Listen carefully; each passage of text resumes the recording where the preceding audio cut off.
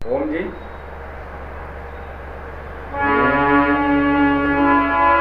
पाहन पूजे हरि मिले, पाहन पूजे हरि मिले तो मैं पूजूं पहाड़। पाहन पूजे हरि मिले तो मैं पूजूं पहाड़। याते ये चाकी भली इस खाए संसार कबीरा, इस खाए संसार। देखो, कबीर साहब जी जो 15वीं सदी के महापुरुष युग प्रवर्तक हुए, उन्होंने इस दोहे में अपनी जान फूंक कर रख दी और परमपिता परमेश्वर को आम व्यक्ति कैसे समझ पाए, इस चीज़ को उन्होंने इस छोटे से दोहे में कितनी गंभीर बात कही है। तो इस दोहे में जो आम समझ, धारणा, औसत मन ने जमकर आलोचना की है, लेकिन थोड़ी भी तीक्ष्णता और विवेक से अवलोकन किया जाए तो ये दोहा जो है वो आलोचना के लायक है ही नहीं, बल्कि अत्यंत ये समान और श्रद्धा के सम्मान और ये श्रद्धा के लायक है। कबीरदास जी कह रहे हैं, अगर पत्थर की मूर्ति से भगवान पिता परमेश्वर परमात्मा की प्राप्ति, भगवान की प्राप्ति नहीं होती, कबीरदास जी कहते हैं कि पत्थर की जो मूर्ति है उसको पूजने से परमपिता परमेश्वर की प्राप्ति नहीं होती, कोई उत्कृष्टता की प्राप्ति, ऊंचे स्तर की प्राप्ति भी नहीं होती, बल्कि पत्थर की मूर्ति तो बढ़िया एकदम से, तो पत्थर की जो मूर्ति है उससे बढ़िया तो जो चक्की है जो वो भी पत्थर की बनी हुई है, उससे कम से कम अनाज जो है वो तो पीसता है, अनाज तो पीसता है वो पत्थर। तो संसार, और जब उससे अनाज पीसता है तो सारा संसार भर उस आटे को खाकर, उस अन्न को खाकर अपनी क्षुधा को, अपनी भूख को शांत करता है, लेकिन मूर्ति तो किसी काम की है ही नहीं। इसलिए कबीर जी कहते हैं कि अगर मूर्ति में भगवान विराजमान हों और तो मैं पहाड़ की पूजा कर लेता। देखो, ये बहुत ही सतही अवलोकन में इसको थोड़ा सा विवादास्पद अगर स्थिति उसकी बन जाए तो इसको गलत भी समझा जा सकता है, लेकिन जो मनुष्य इस दोहे को विकृत और विपरीत दिशा में अगर ले रहा है तो उनका मन वास्तव में काफ़ी संकुचित है, काफ़ी तुच्छ है और अंधविश्वासी है। इसी कारण से इस जो मार्मिक दोहे में जो छुपा मर्म है उनके लिए प्रदर्शित नहीं हो पा रहा है। ऐसे औसत और संकीर्ण मानव को तो सिर्फ खंडन ही दिखेगा इसमें, और उम्मीद का विनाश दिखेगा। जो उसने उम्मीदें पाल रखी हैं उन उम्मीदों का खंडन दिखेगा। इसका भी कारण उनका संकुचित मन है और गहरी अनभिज्ञता है। कबीर जी भी यथार्थ और मन का बोध समझते थे, इसलिए उनका जो मुखर रूप से कहना है ना, वो ये कि वो मूर्ति में भगवान विराजमान नहीं है, वो निसंदेह इस बात को पूरी तरह से स्पष्ट कहते हैं, और वो पूरी तरह से स्पष्ट भी हैं इस बात को कहते हुए, क्योंकि भगवान कोई पदार्थ नहीं है, ना कोई विकृत अवधारणा है। तो इस विकृत अवधारणा और इस जो मैं पदार्थ की बात कर रहा था, तो परमात्मा दयानंद ने भी कहा है ना कि देखिए ये कोई पदार्थों से भिन्न है, तो वो भी कबीरदास जी भी ये बात कह रहे हैं कि ये पदार्थ का संबंध उस परम पिता परमेश्वर से बिल्कुल भी नहीं है, क्योंकि सबसे पहले मूर्ति पूजा की जो विकृत अवधारणा है उसकी गहराई को भीतर से समझना पड़ेगा, गहराई से समझना पड़ेगा। आम तौर पर जो साधारण और औसत समझ वाला व्यक्ति, दिमाग वाला व्यक्ति जो मनुष्य है, वो भगवान से क्या तात्पर्य समझता है, मूर्त समझता है, उसकी समझ का विस्तार कितना है, इन विषयों पर उसका, अगर मैं ये कहूँ कि उसका जो विस्तार है मन का, मस्तिष्क का, वो काफ़ी नैरो माइंड है, संकुचित है, और उसकी जो धारणा है, अवधारणा है, उसकी मान्यता है कि भगवान कोई शक्ति है, कोई ताकत है, कोई आकार है, कोई मन है, कोई विचार करने वाला है, जो समस्त ब्रह्मांड को, समस्त प्रकृति को नियंत्रित करने का जो कार्य है वो कर रहा है। तो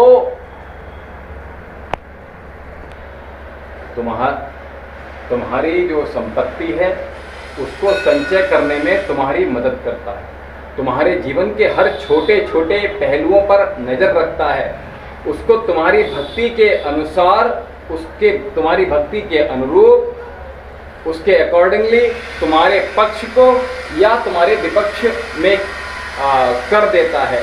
ऐसी तुम्हारी धारणा है, अवधारणा है। तुम सोचते हो कि अमीरी, गरीबी, मुफलिसी, संपदा, संपत्ति का खेल भी सब उसी परमपिता परमेश्वर के हाथों में है।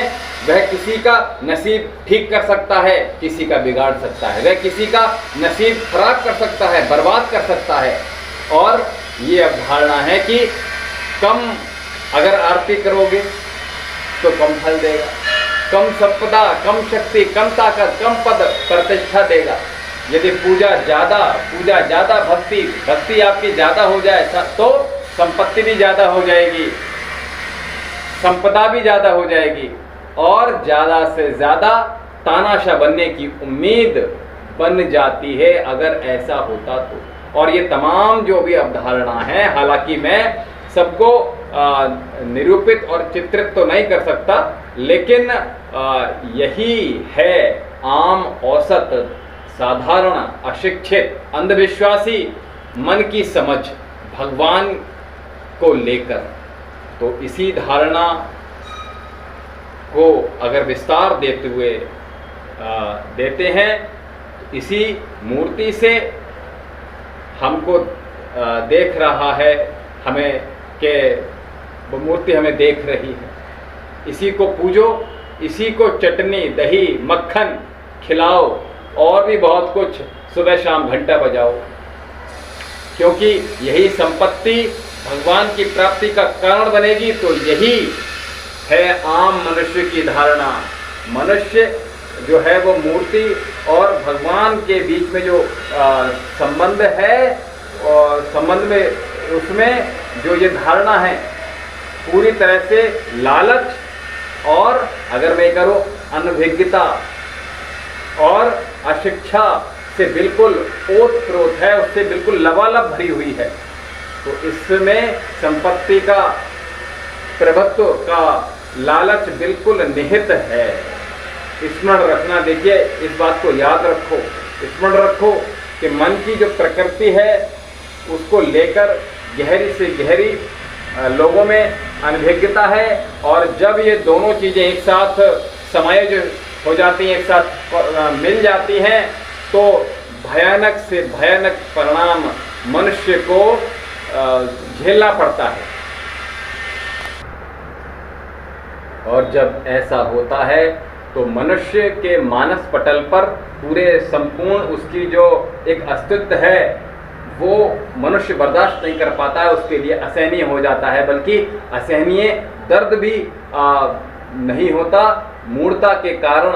और भी ऐसी जो दृष्टि है, ऐसी धारणा है, ऐसी अवधारणा है के साथ भक्ति, पूजा, अर्चना करने वालों की संख्या बहुत अधिक, है आजकल के समय में, बहुत ज़्यादा बढ़ रही है। लेकिन ऐसे व्यक्ति ना तो प्रकृति से वाकिफ़ हैं और ना तो विज्ञान से वाकिफ़ है वो, और ना ही अपने भीतर जो मन है उससे ही वाकिफ़ हैं, ना तो वो इन सारी परिस्थितियों में से परिचित हैं, बल्कि इन सारी जो परिस्थितियां हैं उनको, अगर मैं कहूँ अपने मन के जो कमज़ोर से कमज़ोर स्थिति मन की है वो बिल्कुल स्पष्ट नज़र आती है।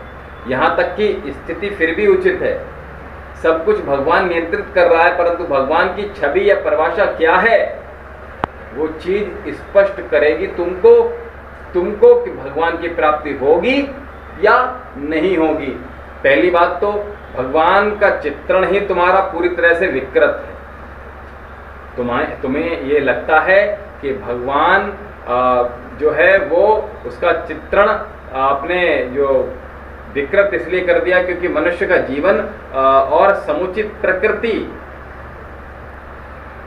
इन सब चीज़ों से जो मनुष्य का जो मानस पटल है उनसे बिल्कुल भिन्न है, बिल्कुल अलग है, बिल्कुल अलैता है। तो इन सब चीज़ों को ये बल्कि जीव के सिवा अर्थात चेतना के सिवा, जो मनुष्य की चेतना है उसके सिवा कुछ भी वजूद में है ही नहीं। तो जैसा विकृत धारणा, जैसी विकृत सोच तुम्हारी भगवान को लेकर है उसका खंडन हर दृष्टिकोण से संभव है और उचित भी है और आवश्यक भी है। खंडन इस बात पर है, ना तो तुमने अपने मूल ग्रंथ पढ़े ही और ना ही उन पर किसी दार्शनिक या किसी प्रखर संत की व्याख्या सुनी और ना ही तुमने वैज्ञानिक अवलोकन की जो प्रकृति है उसको समझा ही। यही दो जो अनभिज्ञता के कारण तुम्हारी जो भगवान की जो धारणा तुम्हारे ही धर्म, तुम्हारी मान्यता के विपरीत खड़ी है। तुम अपने ही मर्म से विपरीत खड़े हो। कई बार चर्चा भी मैं कर चुका हूँ कि तुमने अपने मूल ग्रंथों को समझा ही नहीं, इसलिए तुमने भगवान को ही वस्तु बना लिया, उसको वस्तु समझ लिया और कोई आकार, कोई समझदार, कोई विचार करने वाला, कोई शरीर रखने वाला आपने बना दिया, कोई पक्षपाती मन रखने वाला बना दिया, कोई अहित करने वाला बना दिया अगर उसका हमने गलत पूजा इत्यादि कर दी। तुम्हारा भगवान, पहली बात तो इस तरह की बात का ना तो किसी ग्रंथ में उल्लेख है। अगर ग्रंथों की बात करूं, शास्त्रों की बात करूं, वेदों की बात करूं तो ये जो भगवान इस तरह का आपने निर्माण किया है अपने मानस पटल पर और अपने व्यवहारिक पटल पर, उनमें ग्रंथों इस तरह का भगवान आपके ग्रंथों में कहीं भी उल्लेख नहीं है, ना ही प्रकृति के दृष्टिकोण से ही ऐसा संभव है कि इस प्रकार का भगवान है। बल्कि अगर ऐसा उल्लेख है और कहीं मिलता भी है जिस तरह के भगवान की हमने चर्चा की, तो उस ग्रंथ को उठाकर फेंक देना। लेकिन याद रखना, याद रखना कि उठाकर फेंकने से पहले किसी अच्छे विचारक, अच्छे गुरु, अच्छे जो ज्ञानी हैं के सानिध्य में समझने का प्रयास करना, उनके चरणों में बैठकर समझने का प्रयास करना। उसके पश्चात भी तुमको अगर तर्कहीन लगता है वो, तो उसको शीघ्र ही उठाकर फेंक देना। और इसलिए फेंक देना क्योंकि भगवान की जो विकृत धारणा समाज में व्याप्त है, इससे ज़्यादा विकृत घटिया धारणा भगवान के संबंध में कोई दूसरी हो नहीं सकती। पहले तो अपना थोड़ा नज़रिया बदलो। संचित, सीमित, संरक्षित जानकारी और ज्ञान से कुछ बोध जागृत करने का प्रयास करो। फिर लालच और इच्छाओं को अपने पीछे रखो। सिर्फ भगवान की धारणा मत बनाओ। अपने आप से एक बात पूछो कि भक्ति का संबंध त्याग, तपस्या से है और ज्ञान से है, और फिर मैं भक्ति करते समय जो पूजा करते समय जो अपनी इच्छाएं परमपिता परमेश्वर के लिए प्रकट करता हूँ, और ये जो इस तरह की जितनी भी इच्छाएं मैं प्रकट कर सकता हूँ, बल्कि मुझे तो इसका त्याग करना चाहिए। जो मुझे तो माया से निकलना है ना। देखिए, अंत में जब शरीर का नाश होना है तो हमें अपनी माया जो संसार भर में है उससे निकलना है। इसलिए तो मुझे तो, और आपने क्या किया, भगवान के समक्ष भी वही सारी माया आपने दोनों को मिला के रख दिया। तो आप थोड़ा सा, बहुत माइनर सा डिफरेंस है, इसको समझने का प्रयास कीजिए। इसलिए मुझे करना क्या है कि इन इच्छाओं की जो हकीकत है उनको जानकर अपनी जो इच्छाएं हैं उनका त्याग करना है। लेकिन तुम मूर्खता में, लालच में इच्छाओं का ही सिलसिला लेकर मूर्ति के पास चले जाते हो। और सदा स्मरण रखना, मूर्ति या मंदिर का संबंध तुम्हारे मोह भंग से है। अगर ऐसा तुम करते हो तो तुम्हारा ये मोह जो है संसार के प्रति और चीज़ों के प्रति, उपभोगीवादी जो लगातार होते जा रहे हो, इन सब के प्रति अगर ऐसा हम कह देते हैं और ऐसा मान लेते हैं तो तुम्हारा मोह भंग हो जाता है। लेकिन तुम पूरी तरह से विपरीत हो। तुम जो मोह भंग की जगह माया को संचित करने की इच्छा लेकर जाते हो परमपिता परमेश्वर के दरवाजे पर, उनके द्वार पर, उनके मंदिर में। वहाँ अहंकार को तोड़ने बात होनी चाहिए। और लेकिन तुम बेवकूफ़ी में पद, प्रतिष्ठा, तानाशाह बनने की इच्छा लेकर जाते हो परमपिता परमेश्वर के दरवाजे पर। और आप अपने आप से पूछो कि ऐसा है या नहीं है। निसंदेह ऐसा ही है। तुम पूरी तरह से विपरीत और विकृत दिशा में खड़े हो, अपने ही मूल के खिलाफ खड़े हो। और जब तुमको इतनी समझ नहीं है कि मंदिर या मूल धर्म का संबंध त्याग, तपस्या से है, ज्ञान से है, विवेक से है, करुणा से है, तो बात स्पष्ट है कि तुम भगवान और मूर्ति का संबंध विकृत तरीके से जोड़ोगे। और ये बात तो हो गई उन लोगों की जिनको भगवान या परमात्मा से सरोकार है ही नहीं। ये वो लोग हैं जो लोभ या डर के कारण मूर्ति के पास जाते हैं। अब मैं थोड़ी असली भक्तों की बात करता हूँ, जिनका इरादा लोभ, लालच, हिंसा, इच्छा इत्यादि से नहीं है, सिर्फ भक्ति के माध्यम से भगवान को पा लेने की इच्छा है। तो उनका उद्देश्य सिर्फ परम पिता परमेश्वर को पाना है। उनका इरादा प्रकृति के संसाधन संचय करने की इच्छा नहीं, केवल और केवल परम पिता परमेश्वर को पाने की इच्छा उनके भीतर है। केवल परमात्मा ही चाहिए उनको जितने भी मनुष्य हैं, उन जो इच्छाएं हैं, मनुष्य रूपी इच्छाएं हैं, उनको त्यागने के लिए जो मनुष्य तैयार हैं। इतना समझते हैं कि भगवान का संबंध इच्छाओं को बढ़ाने से नहीं होगा, बल्कि इच्छाओं को घटाने से होगा। इतना समझते हैं कि भगवान का संबंध छोटी मोटी बातों से, नसीब वाली बातों से अथवा भाग्य इत्यादि से नहीं है। अब जब हम उनकी बात कर रहे हैं जिनका इरादा मूर्ति पूजा से भगवान को पा लेना नहीं है, तो कबीरदास जी जो हैं उनके लिए कहते हैं कि मनुष्य तो मूर्ति के माध्यम से भगवान की प्राप्ति नहीं कर सकता, क्योंकि भगवान अगर मूर्ति में मौजूद होते, स्थित होते, प्रेजेंट होते, उपस्थित होते, तो तुमको मिलने में बिल्कुल देर नहीं लगती।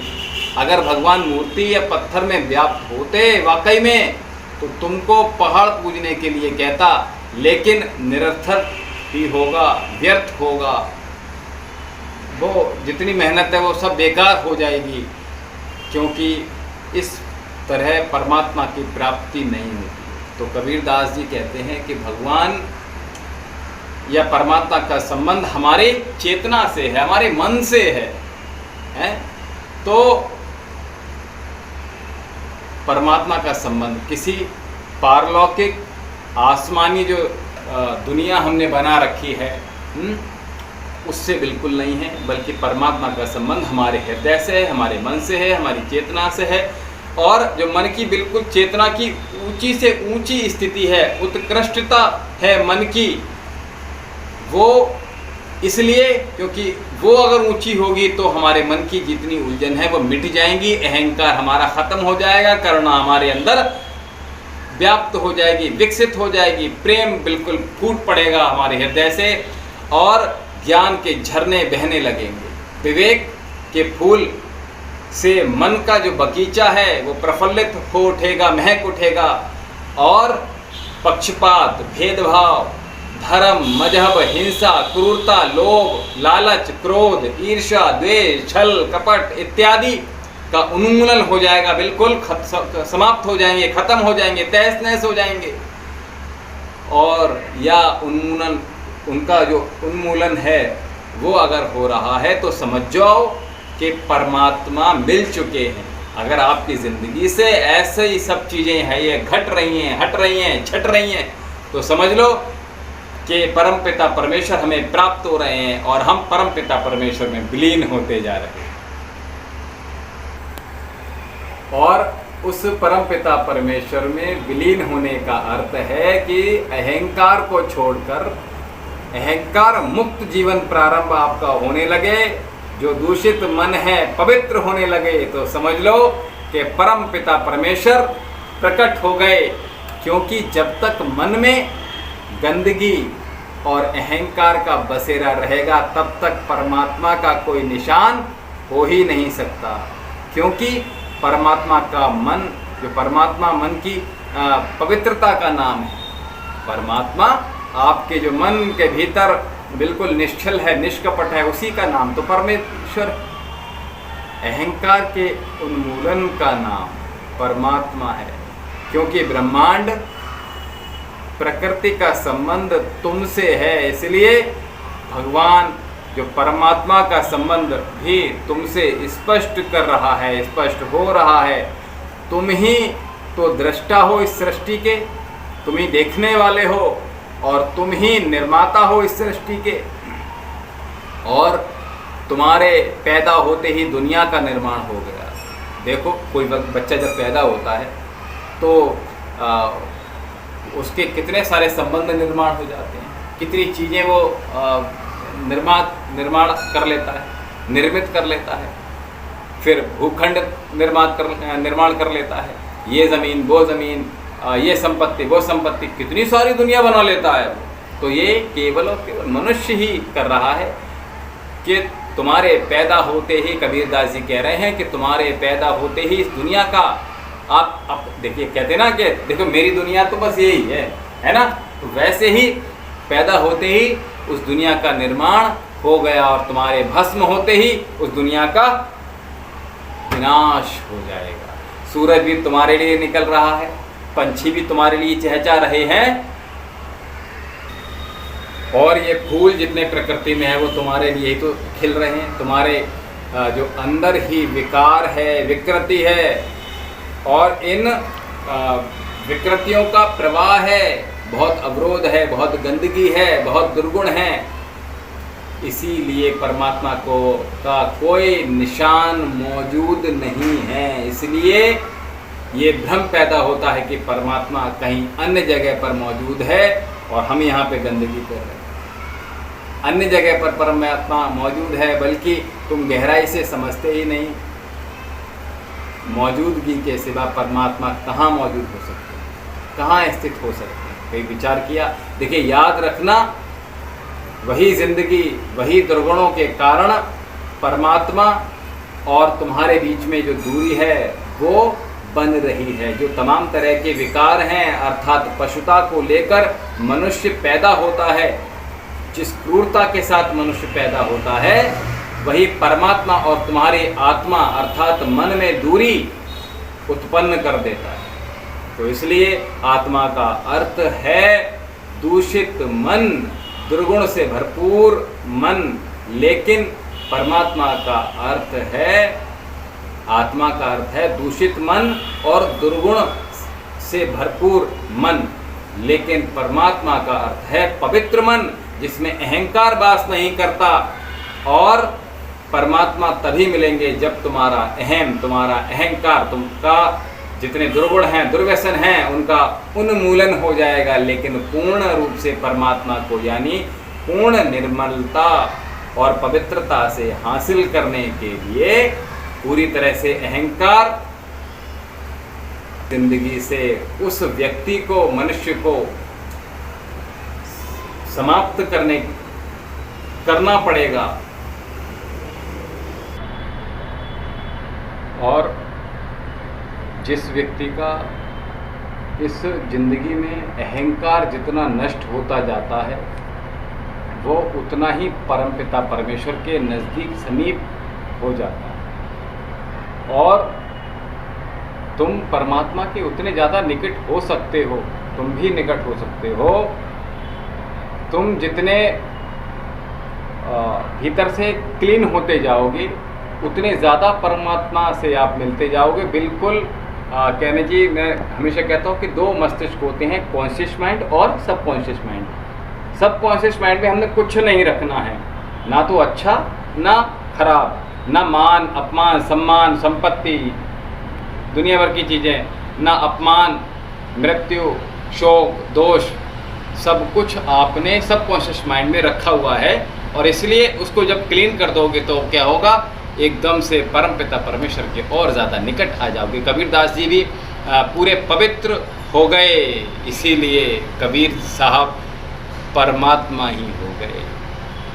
और फिर उनमें भेद करने की, भिन्नता करने की शक्ति नहीं बची, क्योंकि भेद तो अहंकार कर सकता है, लेकिन अहंकार के समाप्त होने का कारण परमात्मा यानी कि प्रकट हो गए। अब परमात्मा के लिए सृष्टि में क्या भेद है, बोलो तो समझने का प्रयास करो। कबीरदास जी कह रहे हैं, या बाकी जितने भी बहुत ऊंचे श्रेणी के ऋषि हुए, दयानंद हुए, इत्यादि बहुत सारे ऋषि हुए, उन्होंने भी जो अंकित किया, जो भी कुछ लिखा, जो कुछ बताया, जो कुछ समझाया, उसका भी तात्पर्य यही था क्या, कि परमात्मा का संबंध तुम्हारे हृदय से है, तुम्हारे मन से है। क्योंकि तुम्हारे भीतर जो गंदगी है, इसीलिए परमात्मा को दूर माना जाता है तुमसे। इसीलिए जो व्यक्ति को समझाने के लिए कहा गया होगा कि परमात्मा बहुत ऊपर है और परमात्मा की जो पहुंच है हमसे बहुत दूर है, क्योंकि अभी तक हम गंदे हैं अभी, लेकिन अच्छे कर्म करेंगे तो परमात्मा मिल जाएगा। तो कहा गया होगा आम मन को समझाने के लिए कि परमपिता बहुत दूर है। तो परमात्मा अगर हमसे दूर हैं तो जो आम मनुष्य की धारणा रही होगी तो उसको समझाने के लिए ऐसा ऋषियों ने कहा। लेकिन मनुष्य यही लेकर बैठ गया क्या, कि परमात्मा का कोई आकार, कोई मनुष्य, कोई वस्तु है, कोई चीज़ है, बल्कि भूल जाते हैं कि परमात्मा तो निराकार भी कहते हैं, परमात्मा को निर्गुण भी कहते हैं, परमात्मा को अचल भी कहते हैं, परमात्मा को अमर भी कहते हैं। तो समझो ये शब्द सिर्फ तुम्हारी तरफ एक इशारा है, किसी दूसरी तरफ इशारा करते इन शब्दों से परमात्मा को निराकार संबोधित किया जा रहा है। लेकिन जो मूर्खों ने कुछ और ही समझ लिया, और मूर्खों को समझाने के लिए उसको हमें ऋषियों ने आकार देना पड़ा। लेकिन मूर्ख अब वही पकड़ कर बैठ गए कि परमात्मा होते हैं, निसंदेह परमात्मा होते हैं, क्योंकि परमात्मा ना तो कुछ हो,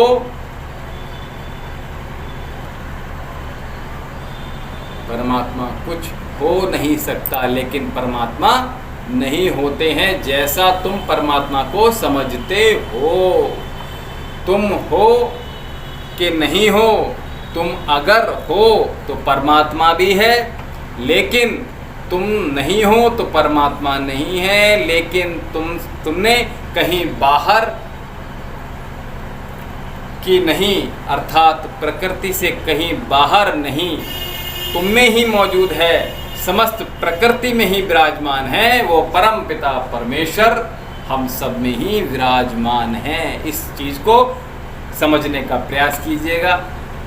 ओम शांति।